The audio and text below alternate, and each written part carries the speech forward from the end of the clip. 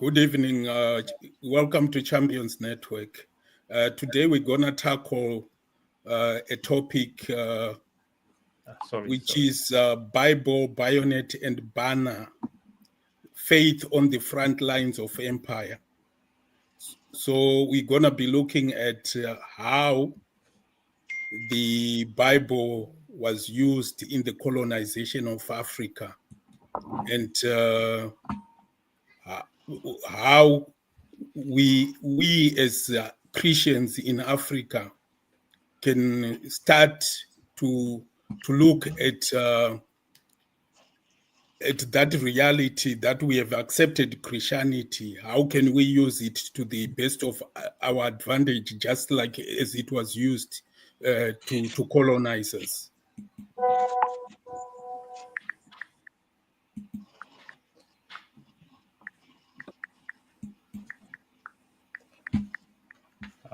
Good evening. Welcome to this captivating episode of Champion Network TV. I am your host, Misha, and today we are diving into a powerful and thought-provoking discussion on a topic that touches on history, faith, power, Bible, Bayon, Banner, faith on the front line of the empire.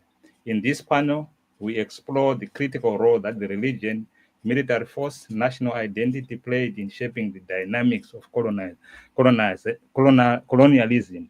Why is it important to understand these forces and how they intersect during the age of the empire building? And how should Africa use what we are now have to propagate our societies? We have gathered experts in our midst, and to lead us in this discussion is none other than Shumba, and with the help of Soko Molem, Umbama Kombe, Jena, and me, your host, Misha. Welcome, ladies and lady. Thank you. Okay. So the floor is to you, Shumba. Yeah, so I think I was deliberating today to say, what shall we talk about? And then I just thought maybe we could look at the Bible, the Bayonet, and Banner, faith on the front lines of empire. So when we talk of the Bible, that's the spread of Christianity. We saw how Christianity spread on our continent. And then the Bayonet, which means the force of arms that came with the spread of Christianity. Because most of the people, they think Christianity, we just accepted it willy-nilly. Sometimes it was people accepted it, but when it was not accepted, it was forced on you. And then the banner on which Christianity was sort of what was the banner that led Christianity, the flag behind it. So you find that the European powers, especially in the case of Africa, they were coming with the banner, to raise the banner of Christianity, whilst the idea was of political control. So when we explore this topic, we are looking at how Christianity, military force, and national symbols worked in tandem to justify, enforce, and sustain imperial rule. It didn't only happen in Africa, it happened in South America, it happened in Asia, it was across the world. We also look at the role of missionaries, chaplains, in spreading that message, and what was its purpose to the peoples of the world. So I'll start with the Berlin Conference. I think when the European powers set in Berlin to conquer Africa. The idea was to use religion was part of the it was part of the cog, or I could say it was part of one aspect of the machinery of colonization.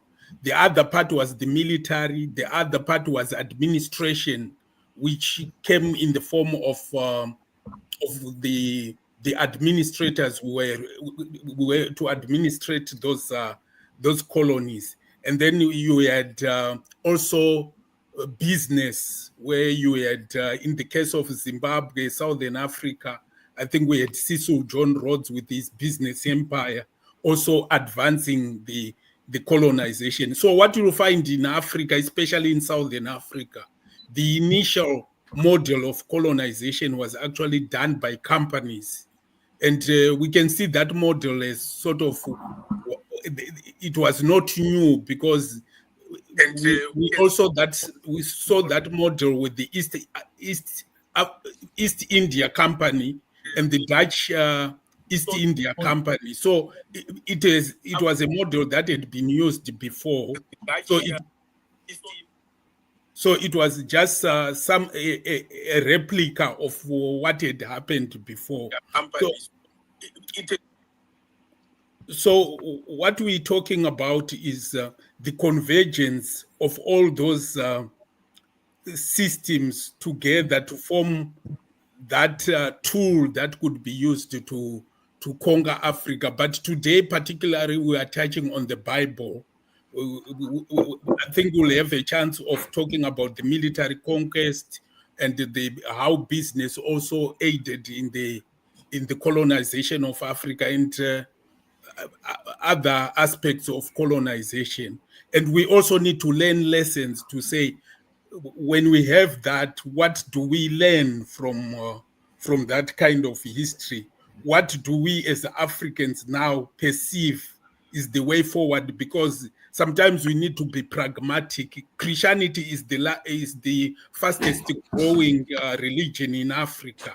It's not going away. So how do we make use of it, or how do we approach it, or turn it so that it actually make a significant contribution to our communities? I think that was the main aim of my presentation tonight, to say the reality is we have Christianity in our continent, and it's growing faster than any other religion. How do we tap into that energy so that it brings a positive aspect to the development of Africa?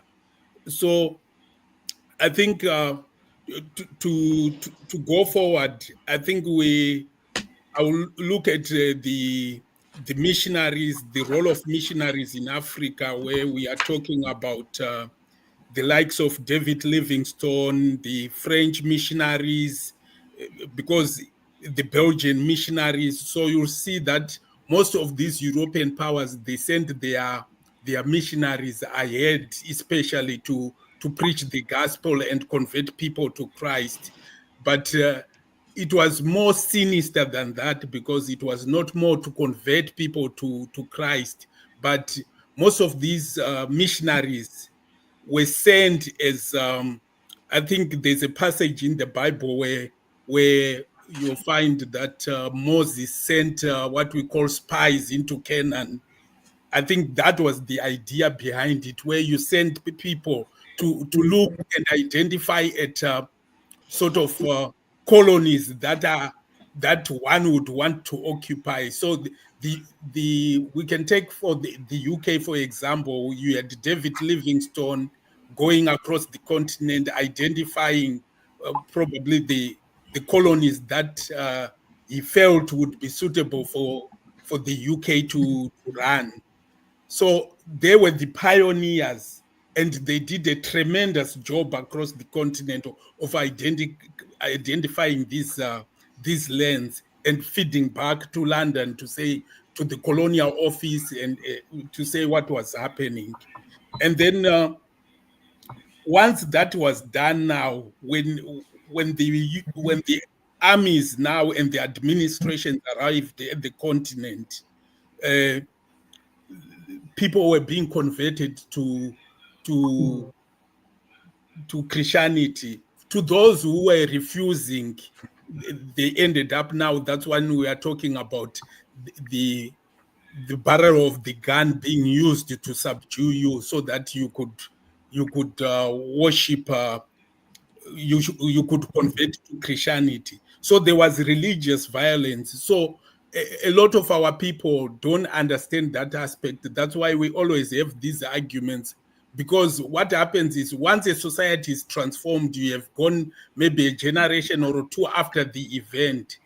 The young people who grow up, they are growing up in Christian environment, so their brains are wired to think it has always been people accepted religion through choice, but sometimes it was through the barrel of the gun. But some do, we do admit, some did accept Christianity because they they thought it was a better religion than that what they were practicing.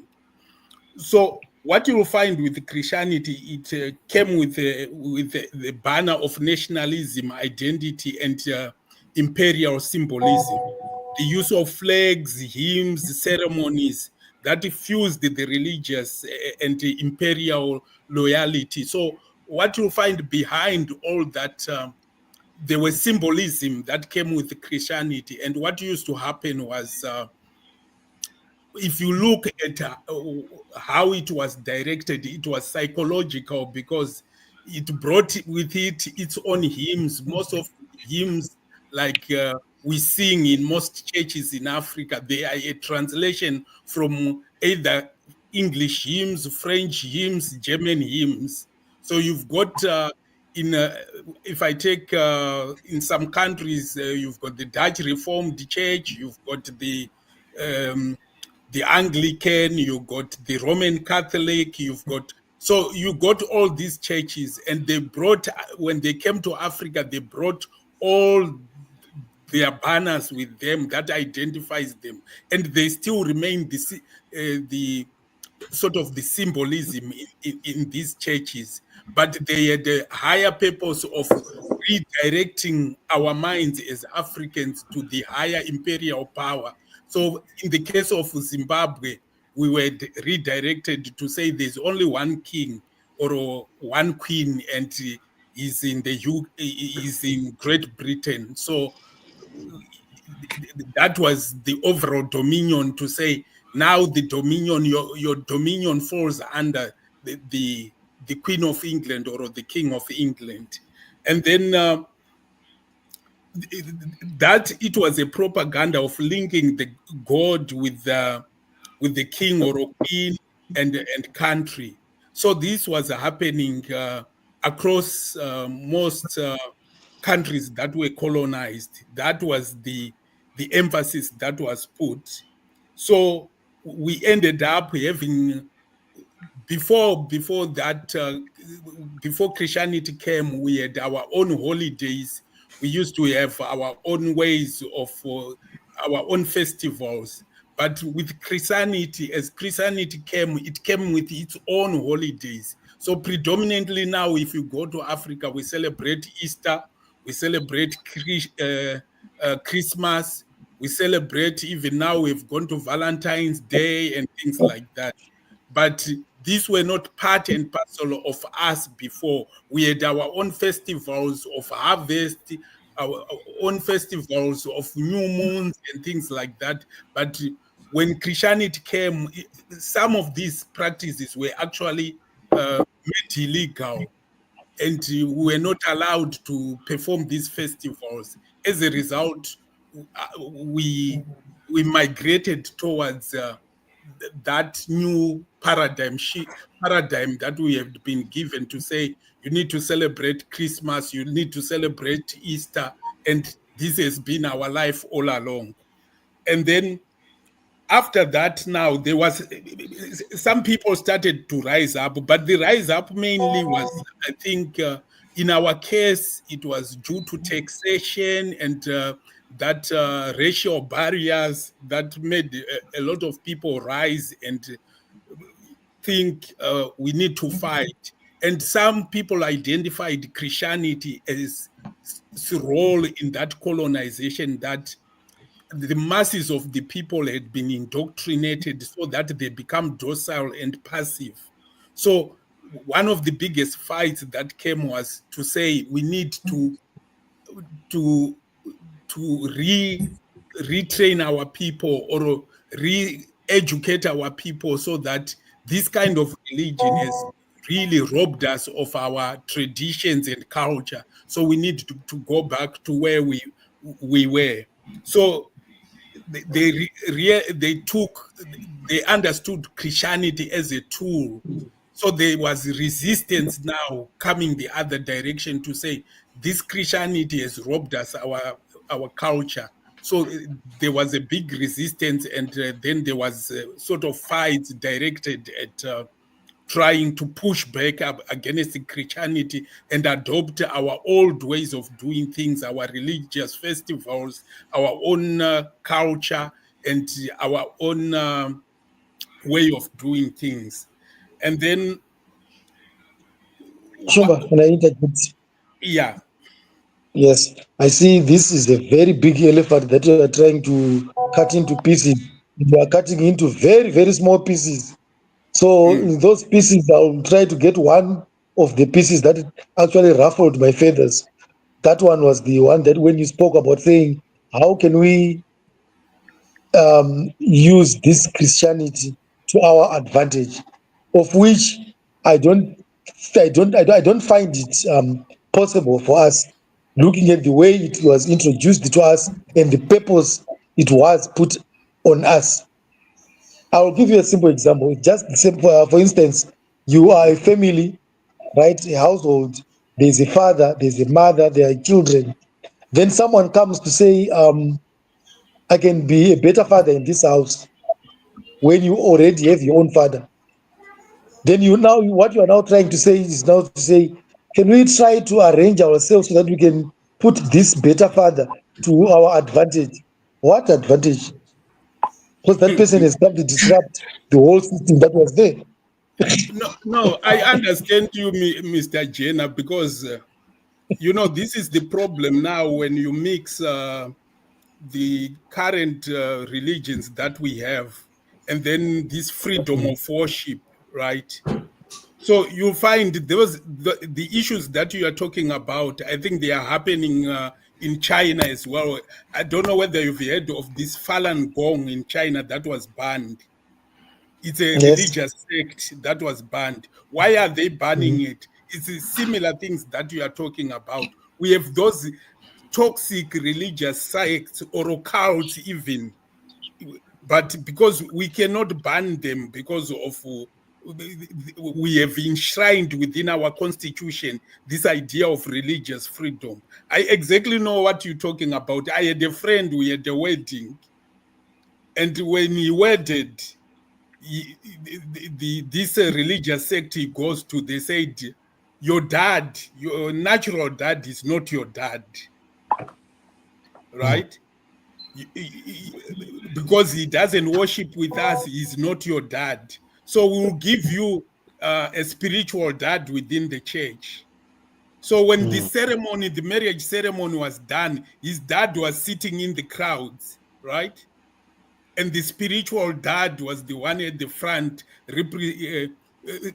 standing as his father, because his father was disqualified from being his dad because he doesn't believe in the doctrine of that church. So those are some of the things. If we look at it, really, they don't help the society. They actually make the society rot. They affect the basic unit of the of the society, which is a family, because already you are disintegrating the family with that kind of attitude or that type of beliefs. So I understand you, but it's now up to us as Zimbabweans or as Africans to say, how do we treat such? Can we say we can accommodate that religious freedom with such kind of thinking, or we need to set parameters to say, in as much as we protect religious freedom, but we don't go beyond these red lines.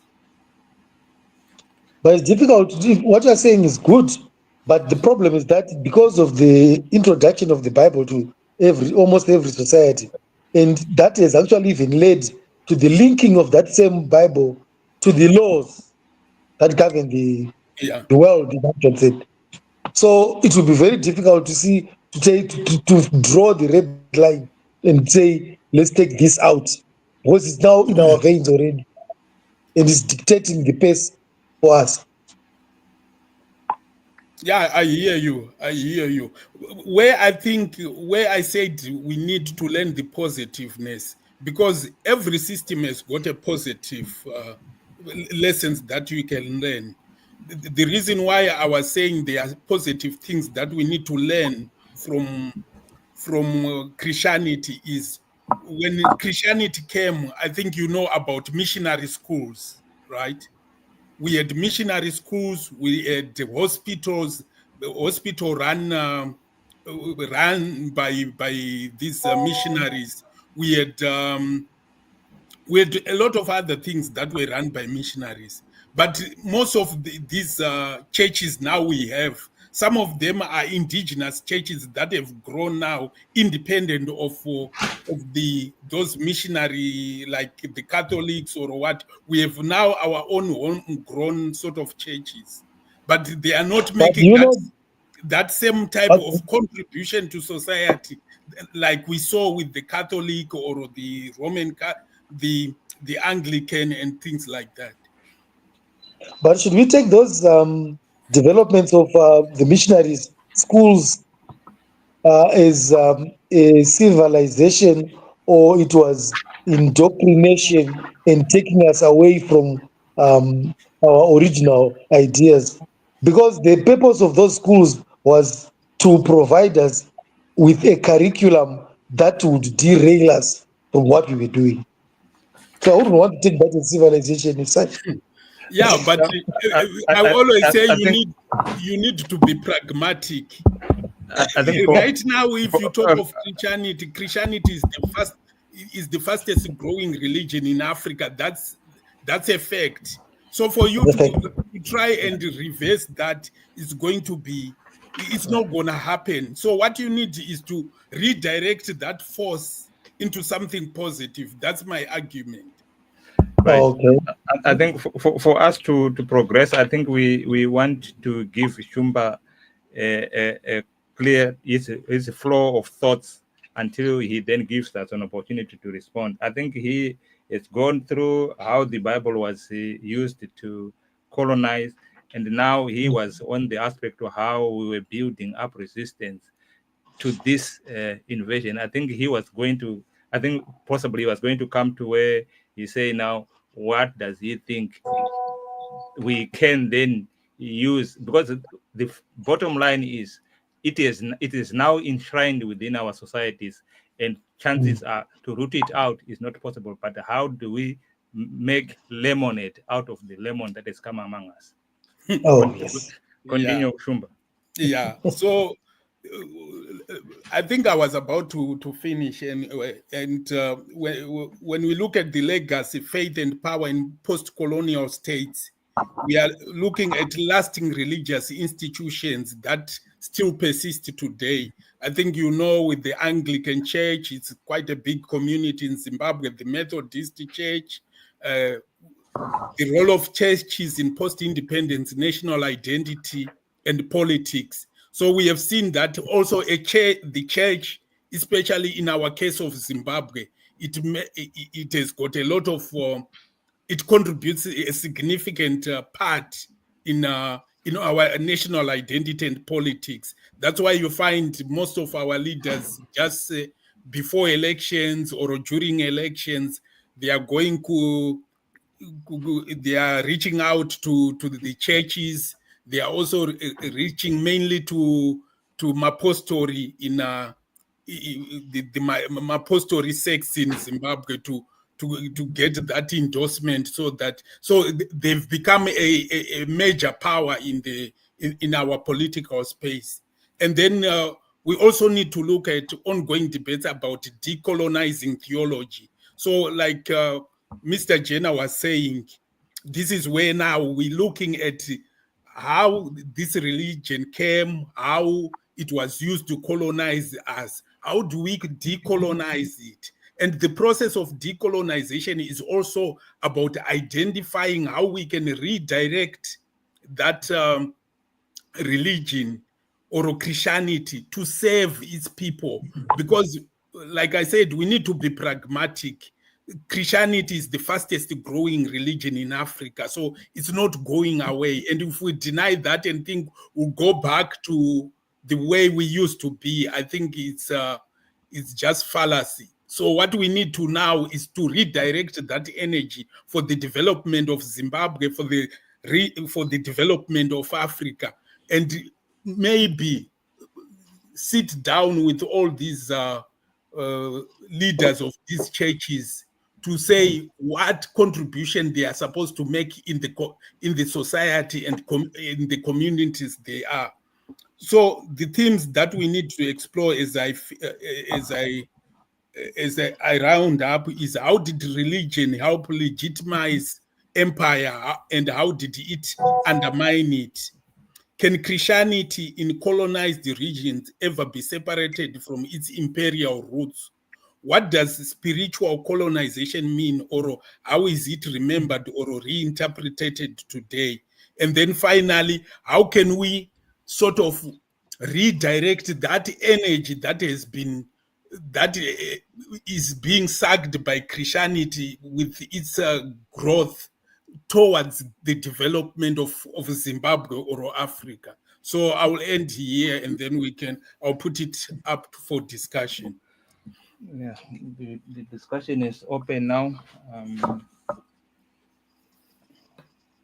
How is it representing the empire, and how can we redirect the energy that has already been started? So it's open to the house. Soko, I see you want to say something. Aiwa, vataura zvakawanda saka ndandiburi nezvekudaira zvinoda kaka. Alright, chimbofungai. Maybe Jena vane zvavari kuda kuwedzera. I'm still on the same point there to say it's, yes, we cannot go back and say we want to change the mindset, but at least we must first accept that we have seen that it wasn't all that gold that was glittering. Because underneath, inside there was something, there was a thorn that was inside, hidden inside. Now that we have seen it, like Mr. Shumba is saying, what should we do with that thorn? Because you see, yes, now the communities and the leaders, they are now taking advantage of those same stories in the Christian world. Remember, politicians, they want a group of people. So when they gather, they also go in there. That's the way they are taking the advantage of that. But it is not Christianity that they are using, but they are using the gathering, the people gathered by the what? By the Christians, to go and spread their word in there. So it's really very difficult to say we can just put it to our real advantage as Christianity on its own. Because right now we are busy singing to say, if you really listen to our hymns, Jerusalem, Musha Wakanaka, there's war in Jerusalem. And some people have actually been brainwashed to think that it's in heaven. No, I hear you. Yeah, oh, sorry. I think the best way religion worked was to strip us of our identity. Because vakatitorera identity yedu, they took our identity away in the case that when you go to church, if you go to church, in most churches, you'll be told that your ancestors are evil. You know your father right now, you know your mom right now. If they die and you dream of your mom, if you go to church and say, "Oh, today I dreamed of my mom," oh, that's evil spirit. So when you deny your ancestors, you're denying your identity. That's where it started right there. Because once you then don't have identity, it's like wamwana wa Abraham. But Abraham, Abraham is also dead. yeah. But uyakafa zvakanaka ari pure, unlike your ancestor vanga vari evil. And that to me, I struggle to accept that, because there are people I know who died when I was already grown up, who I don't think because they died they became evil. But that's what we believe.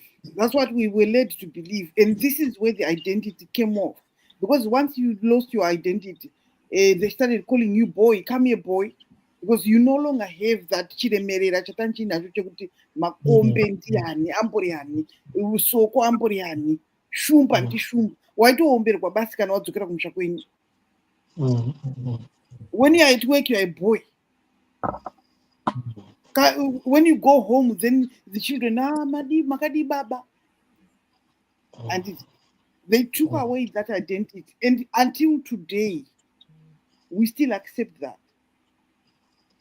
The reason they say your ancestor is evil is, the bottom line would be to say they died before accepting Jesus as the Savior and the Lord. But now you find at the same time, some of those people, they died before they knew the story of the gospel. So how could they be taken as very evil people? No. And like, okay. So what we are saying is, those things, I think this is where the decolonizing is coming from. To say we need to look back at how religion was used to colonize us. So you are decolonizing that aspect of history. Where I'm saying now you use its positiveness is when you just now you are looking at the reality that this thing, in as much as I don't think there's any government, whether in Zimbabwe or in Africa, that's willing to say we're going tradition, we're going to ban Christianity, and it will survive. It won't survive. I think that's a reality.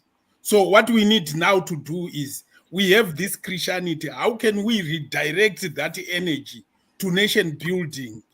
And how do we decolonize that? Even though people are going to church, we need to let them know that this religion, when it came, it dehumanized us. And then it robbed us of our dignity. And then the education that it imposed upon us was for us to be docile and to be pacified, so that we can always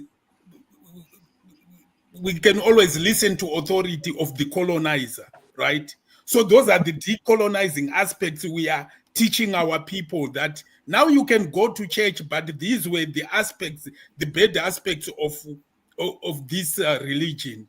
But now let's use that religion now to advance our own cause. We have got so many churches. Why can the churches in Africa become libraries, become internet centers, become healthcare centers?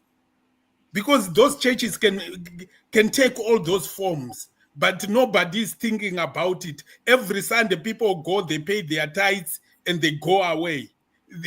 When they get sick, nobody helps them. But those churches should have healthcare centers. They should have libraries for young people around those churches to be accessing. So that's the positive way we can turn this thing around. Let's hear kubva kuna Homba Makombe. How shall we reclaim our identity? And how shall we use the numbers in the churches for the advancement of Africa? I think we need to understand that religion is a massive institution. As it is a massive institution, it has a lot of fragmentation. It has gone through a lot of rehabilitation and counter-rehabilitation through its lifetime. Religion is about knowing the known and then progressing into the unknown. So you can't go into the unknown before you mastermind the known. In religion, they talk of norms and values. These norms and values are the ones that are consolidated into a gospel structure. And that gospel structure is the one we tend to take on board as a way of life. It becomes a lifestyle. Once a lifestyle has been developed, the next pot of call is indoctrination. With indoctrination, it's about telling you what you are going to do and how you are going to do it. That's why I always focus on the how, why, what, when equation. So you're not going to develop or change anything before you go back to basics. Religion is not going to change because there are other people who have already consolidated the gospel into their inner self to the point that they are not going to change.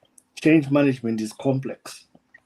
Even if you look at the communities in Rwanda, whereby they are saying for you to start your own church, you have to apply, you've got to go through some courses and so on and so on.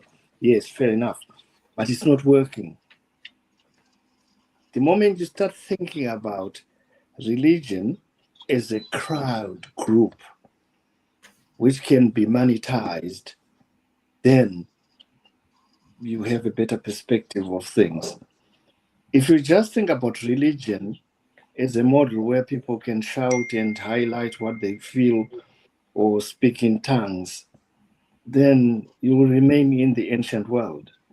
And that ancient world will tell you and consolidate that God is coming, but they don't know when. So it's a case of understanding the protocols. The white man has got the script. We don't have the script. The white man understood perfectly well that he would progress the whole structure into a monetized structure. The fact that, he decided to dehumanize our cultures, our well-beings, and so on, was a systematic way of breaking down each and every one of ours via the customary pathway. So once your culture is broken, you have no standard. The standard is disappeared. You're not in a position to turn back and say, you know what? By the way, they say A, B, C, D. So the white man was clever in doing that.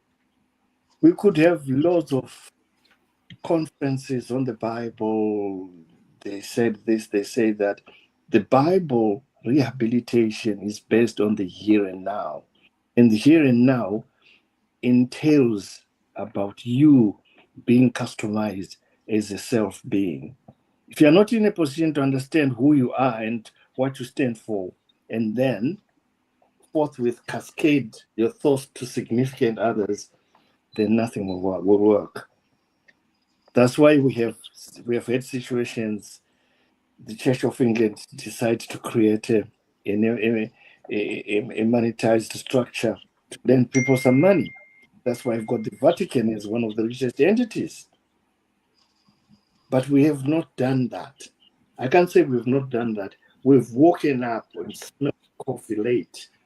That's why we've got these big churches highlighting that, okay, you need to bring us our tithing and then we can do what we can do. So the monetization structure is perfectly hidden under the bed for us not to even access it. Because we have the impression and thought that, look, this money belongs to God. But then who is God?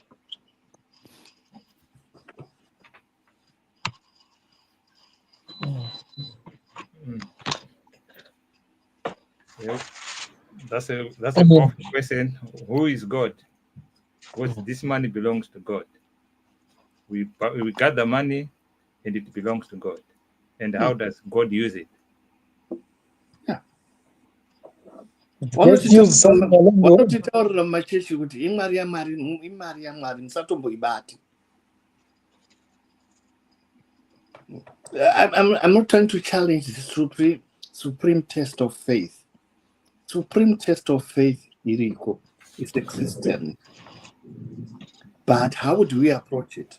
We can't just turn out of bed and say that so many years ago we had a man called, I don't know, Father Silveira or whatever, and so on. Those are extinct structures. The Bible is about the here and now. Religion is changed big time. It's about you as a customized being and what you think and how you think and how you facilitate your thought processes. That's exactly where I was going home, because I was saying when you look at this Christianity, I don't know whether it's unfortunately or fortunately, I've passed through somewhere where I've done a module that is called curriculum development.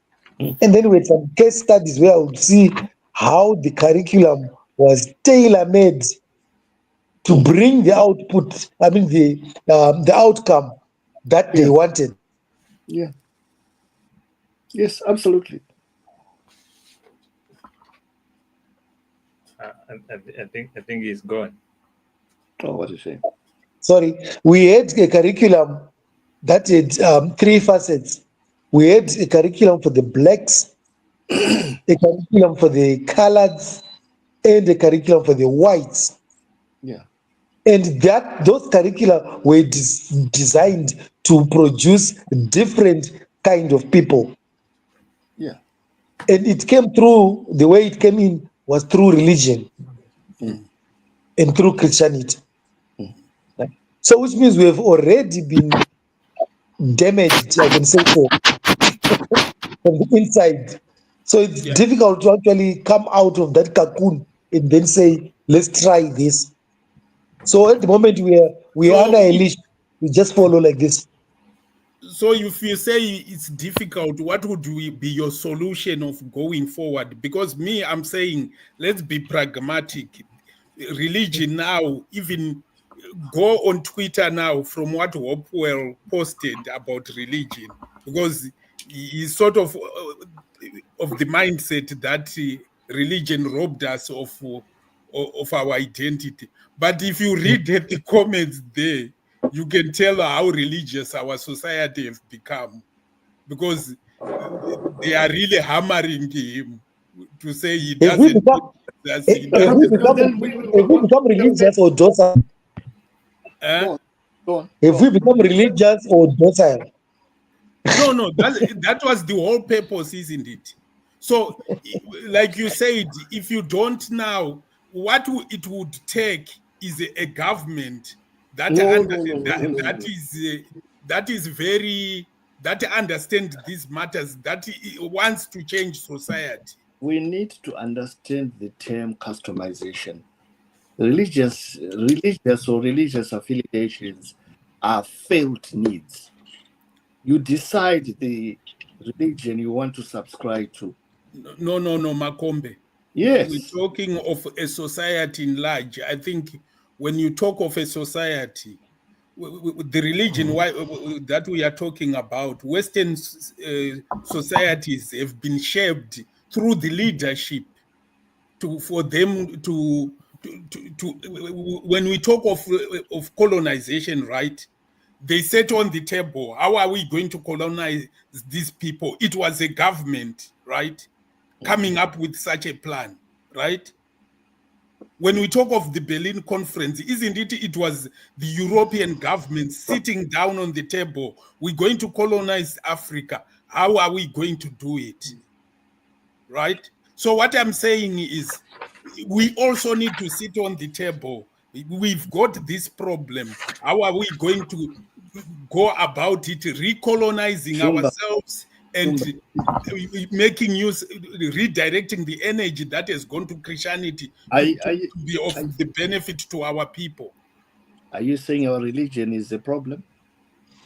Huh? Yes, it is. In what way? Mr. Jenner have said some of the aspects that are negative. I'll give you what's problematic with our religion at the moment.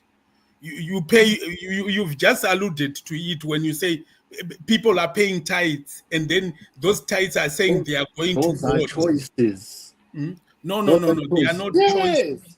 They are choices, but you can Anglican Church and not pay tithes. Yes, and you know that. No. You can belong to SDA and not pay tithes. You are reducing this to individuals, right? But my argument is there is the role of the state in redirecting the knowledge of its people. When we talk of recolonizing, I'm not saying to Makombe, decolonize yourself. No. I'm saying it's a project that should come from the government to say we want to decolonize our society. But who is the government? It must come from us first to feed the government, yes, so that the government can then feed and then implement. So how do we start it? That is the point. Well, we can't sit and expect the government. Everything starts with I. You don't create we before we have an I. Customization is an I concept. Then you start thinking about, okay, how are we going to market the whole story? I'll give you an example. What's this church? The Jehovah's Witness. I don't belong to them, but I'm just giving as an example. They focus on trends that whatever you're going to do, you must be convinced yourself as a self person before you can cascade it to other people. We are talking about trying to really reshape the whole nation in terms of new religious thinking. It's going to be a mammoth task. Because, I've got my own thought processes. The next man has got his own thought processes. Are we saying we are going to re-educate the whole society like Rwanda is doing? Rwanda is saying, if you're going to start a church, you will need to go a particular course. Is that what we're saying? That's what I'm advocating for, because you need to change behaviors. And when you change, even the UK government, they've got what they call the nudge unit. If you look at what the nudge unit is about changing people's behavior in certain aspects. So you need to, as a government now, to say these are the problems that we face. We were colonized, and religion was used as a tool in our colonization. How do we? Because, like Mr. Jenner said, part of the problem is even the education systems since 1980, they still reflect that aspect of colonization. Nothing has actually changed because nobody sat down to say, let's decolonize the education system. Okay. Do you get me? Okay, for the purposes of whatever, we are not in a position to even subscribe to decolonization of the religious sect. That's not going to happen in our lifetime, because that's my perspective. Simply because, like I'm saying, everybody is customized in a particular manner. You belong to the church, you belong to this totem, and so on. So there's a lot to go through to. Like I'm saying, we have to facilitate our knowledge on what we already know before we go into what we don't know. We go to start thinking about, okay, this is what we know, this is what we have. Are we agreed on what we know? No. That's why we've got so many churches. This one is Anglican, this one is Apostle-y, and so on, because they've got different sects and belief systems. Belief systems make things complex.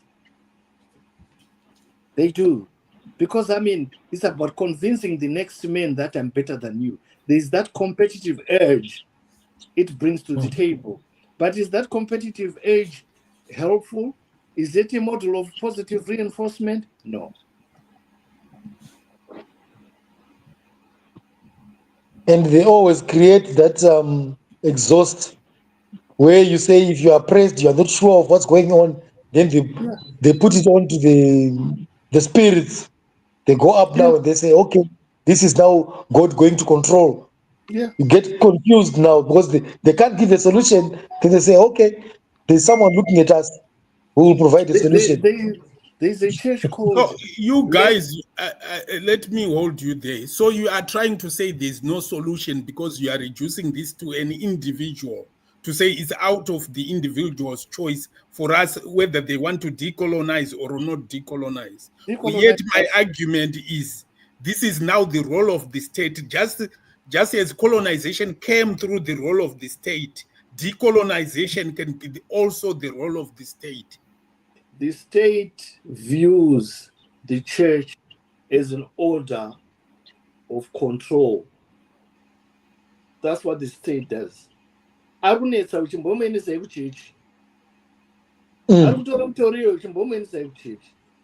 view it as an order of control.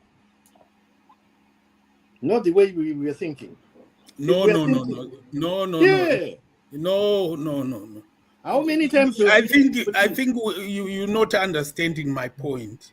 My point is, yes, it can be order of control. That's why I said when you look at the church, right?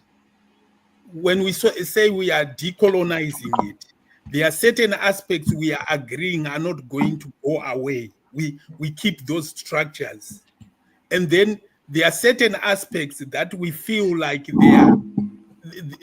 they were used to take away our dignity. Those are the things that we want to take away. Yeah.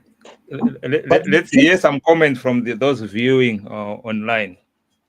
You can't make lemonade from religious thinking, which is violent, irrational, intolerant, aligned to racism, tribalism, and bigotry, invested in ignorance, hostile to free inquiry. That is kore. What was I saying? No. This is where we say we want pragmatism. Which continent of all the continents, which continent has got the fastest growth of Christianity? Africa. Yeah. So you cannot deny that reality. Yes, it would be nice for us to go back where we were. Even me, I would love that for us to go, but we are living in a new reality whereby you have to accept most of our people now are Christians. So what we just need to do, my argument is we just need to decolonize. Shumba. They subscribe to the values of Christianity. Because if you start saying, I mean, they're Christians, that's a strong. Religion is a strong institution. You just don't get out of bed and say, you know what, we are going to do ABCD. Because in Islam is the fastest growing religion. No, we're talking of Africa, not talking of worldwide. Yeah. We're talking of Africa. We say okay, Shuma, you're trying to say if everyone can come together. It directed to you, Jenna. Because the religious institutions were the first form of government. Okay, yes, to get to the government, but it can be used, right? But if you look at the Christianity as it is so fragmented, and they've got at times you wonder what if they're still praying to the same Jesus, because there are so many Christians that are different, and they've got different approaches. So uniting them will be the first one. Why didn't they get it one church if it was just about Jesus and going on? Okay. What started off was a family unit. In the family unit, they devised norms and values. These norms and values outside the family unit were cascaded to environmental structures, churches, schools, workplaces, and so on and so on and so on. So politics realized that this is going to be a big mammoth task for us to handle. So they created massive structures of control to ensure that we've got norms and values at a national level. That's why we have got institutions like the counseling institutions, NGOs, and so on. Those are formative governments that are there to bring some act of control. Other than that, this story doesn't change.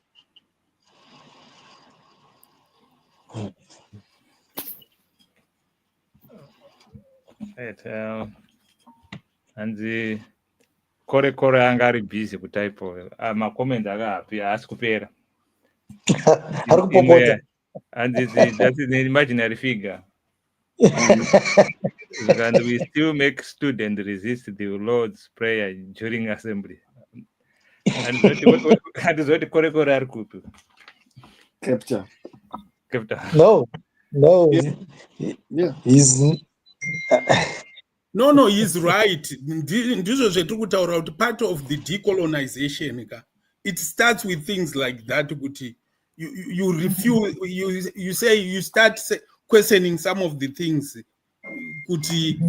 Let's say izvo zvaari kutaura zvekuti Lord's Prayer pama-assemblies. Why are you prioritizing Lord's Prayer? What about those who are not religious, who are vanoitawo masvikiro? Can they be allowed to do their thing?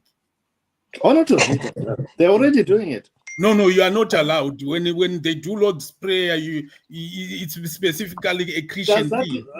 Shumba, does that not mean kuti ndikaenda kusvikiro rangu nezuro handifani kuita Lord's Prayer mangwana kusengu chechi? No. We are saying our schools should not be religious. That's the starting point of decolonizing. Yeah. Papa unogona kurai. ari kuNetherlands kore. And the religion and itori muchetura chaiyo. Manje akadaro ndo panobva paita unoona ukadaro kunowanonamata hapasina chichabuda mangoramba muchiita mutsimba.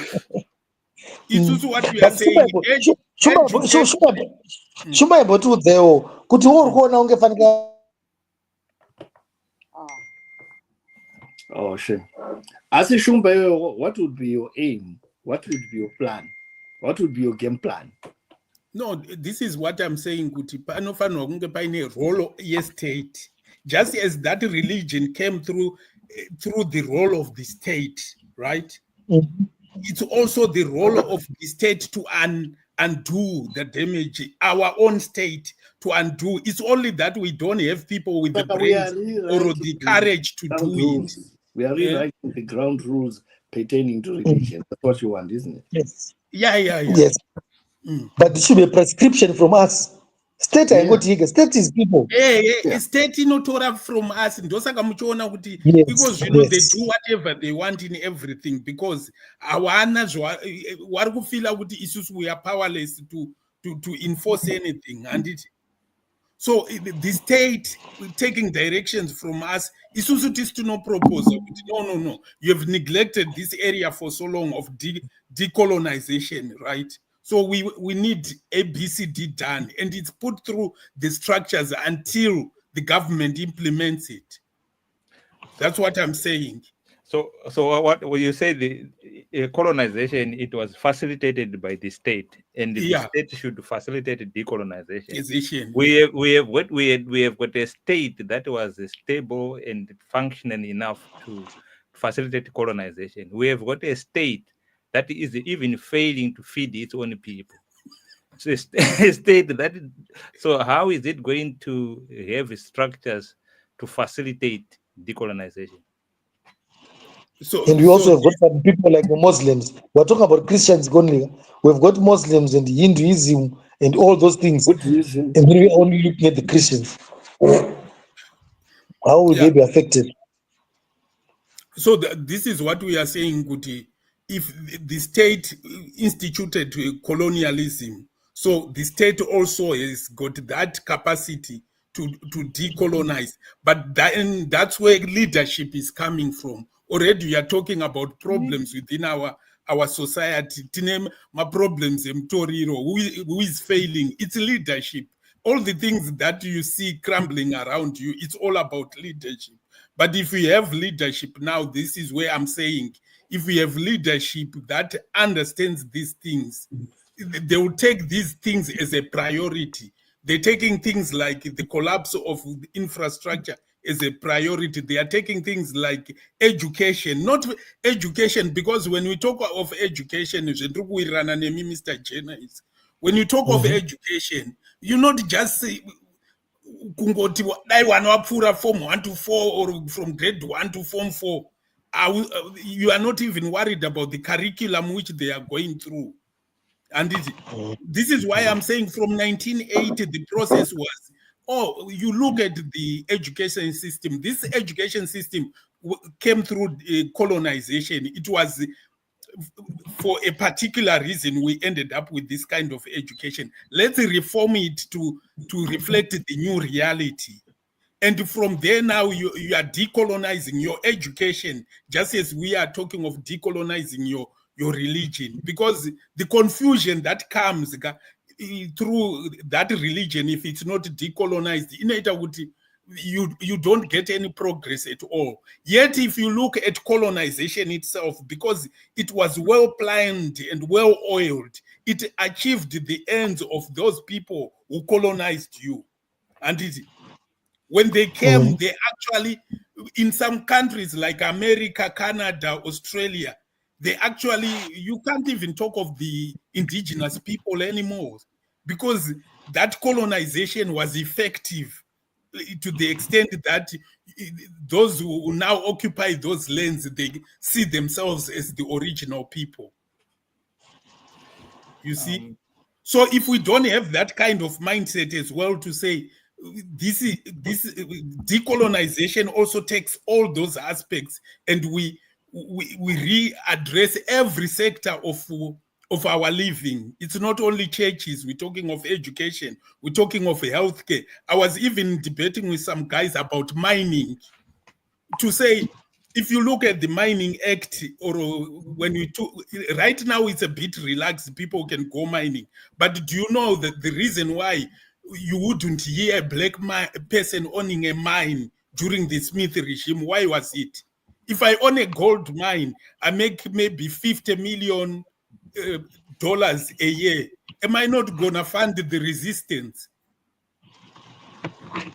It's easy access to capital for me to buy guns and things like that. So this colonization also came with the restrictions for you to have access to the economic power. And your focus was also changed, because remember the curriculum was designed kuti iri kugadzira mushandi, kwete kuti panewe iri kugadzira munhu ani entrepreneur. Saka you end up wakutofunga kuti watopa patop of the master of the hierarchy of needs, iwe uri mushandi, because iwe wakutoti ndatoactualize, because according to wadzidziswa nepawafungiswa kuti utizo ndaacomfortable. Who at the same time vachitora mari nayo. That's how the curriculum was designed. Saka musoro wenyaya musoro wenyaya ndewekungoti we need new leadership inonzwisisa kutora direction kuti nyika yedu kuenda direction ipi. Is it leadership or what we give the leadership? Because the leadership varongotonga zviripo. The prescription should come from us. If we don't produce the prescription, they keep on running. No, what about if the leadership doesn't listen? They may not be in a position to subscribe to the religious ethos. Yeah, exactly. Mati Christmas they may not know.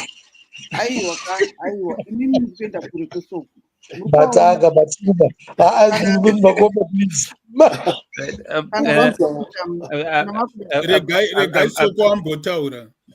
I'm mindful of our time. So endelea mbele. Kana vakuda kuita ma elections, ati muri kuona vakapfeka magemenzi vari mudust. Saka Totally ndati religion. new leadership here, because this leadership, do you think you can take this thing and go and tell them kuti daita vanodaira here kana kuti tiri kuda vanhu vari tuned kufunga mufungiro wekuenda mberi nenyika, because the whole point is kunyika yedu inosumuka sei. That's the whole point. But they're still That's accepting all the position papers if you write them. nyoraika kuti vanoverenga votongotanga vaenda kwadziwa nemhaso na vanhu. Right. Yeah. I'm mindful of our time. Okay, Okay, we can wrap it up. We need to be winding down. Okay. Let's begin to think about our final thoughts, and that our listeners will go to sleep thinking, or they begin to have conversation with themselves. So I'll start go around the room. I might give you something to talk about if it's not covered. Anyone who wants to go first with what you wanted the listeners to know about this topic today? No, I'll go first because I'll just, in conclusion, I think what I was driving at is when we talk of religion, it's just one aspect of a multi-pronged approach that the colonizers used to colonize us. So it was not only religion, it extended to education, it extended to the military, it extended to the administration. One thing we should give them, they were top-notch administrators. So what I'm saying is, and the role of the state in achieving that colonization, you will see that the Great Britain then made sure those colonies were a success, that the colonization was a successful project, because remember, they were competing with the other nations. Cecil John Rhodes' idea was kept to Cairo, but somehow in between, he found the Belgians had already gone into DRC. And if you even look, at one time, they wanted to wage war against the Portuguese because they wanted Rhodesia to have access to the sea. So the plan was there to fight the Portuguese until Zimbabwe was shaped so that maybe Beira would become part of Zimbabwe. This is the idea that they had. So I'm saying the possibilities are also with us to say, how do we shape Zimbabwe going forward? It comes through that decolonization. And when we do decolonization, we're looking at the way we were robbed of our dignity through education, through healthcare, through Christianity or religion, and then address all those things. We are not just addressing one thing. So that's all I can say. So it's the leadership is what needed now to take these things seriously and move the ball forward. Otherwise, we'll be despondent and just sit and say there's nothing that's going to happen. That's my take on it. Thank you. Thank you. Jenna, any final comments? Yeah, my final comment is we are in a mess. But fortunately for us, we've come to realize that we've been ditched into a mess, and it's very difficult to come out of that mess, especially because we've just been customized to follow what we have been made to believe. So this changing our brains is going to be a mammoth task. But however, there should be a way, and we should work towards that. We should not just sit and relax. In as much as we can blame the leaders for the mess, we should also start our part, because it is easier solved if we start contributing something than pointing fingers and expect someone to fix it. Like Mr. Makombe just said, everything starts with the I. What am I doing? What should I do? Before we say that one is not doing anything. Okay. Thank you very much, Soko. Yes, I think I agree with that because when you say I'm Soko, I'm so proud of being Soko. Yet you are so ashamed um of your ancestors. What does that even mean? Are you really proud of who you are, or what? Because if you are throwing away your ancestors, your DNA, your genes, well, that's where it starts right there. Because why are we praying? Why do we insist on praying to the God of David? What about the God of my grandfather? Where is he? Those are the questions we need to start asking ourselves. Are we then saying the whole of Africa, everybody who dies in Africa is evil? Yet we are we are one of the nations that pray. We spend a lot of time praying. So once we die, we become evil.